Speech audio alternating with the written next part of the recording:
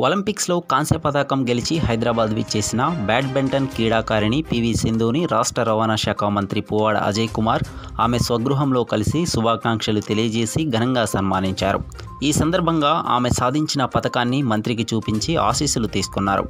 భవిష్యత్తులో పివి సింధు మరిన్ని విజయాలు సాధించాలని మంత్రి పువ్వాడ అజయ్ కుమార్ ఆకాంక్షించారు.